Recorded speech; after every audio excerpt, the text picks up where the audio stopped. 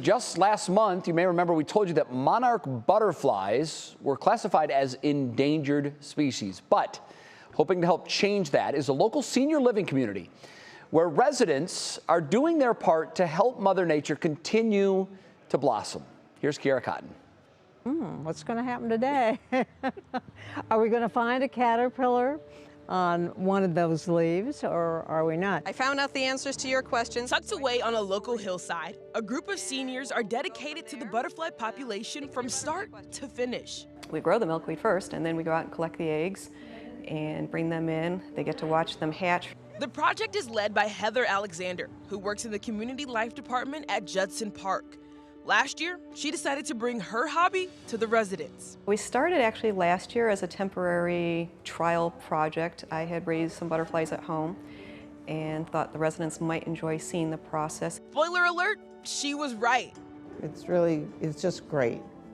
Watching it happen is wonderful.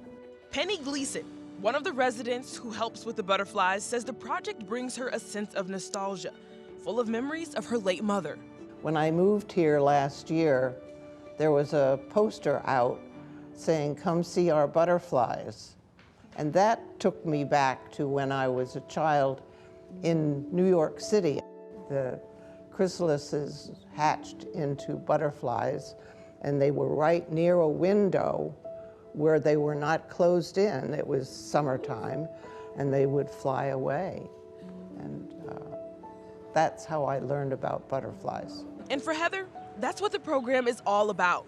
I enjoy learning with the residents. I enjoy watching them share the information in the process with their neighbors here, as well as with their family that come in to visit. In July, the International Union for Conservation of Nature classified the monarch butterfly as endangered, a result of decades of falling populations. I actually have 8 eggs at home. So with Heather's help, the residents at Judson are doing their part to ensure that butterflies don't become extinct. One, we're able to help some of the butterflies make it to adulthood so we can keep it going for other generations. For nearly a month, the residents care for the soon-to-be butterflies at every stage, from the egg to the caterpillar and cocoon. While some parts of the process take longer than others, I really do like the butterflies as they're practicing their wings, drying them off, but sometimes that takes a long time. So you just put your hand out like that. it's all worth it on release day. Oh, there she goes. If we can improve the monarch population, it's going to improve all of the other butterflies and pollinators too. Kiara Cotton, 3 News. Absolutely love that story, Kiara. Thank you. Last year, they released 11 butterflies, and Heather says they're on track to double that number this year since they got an earlier start.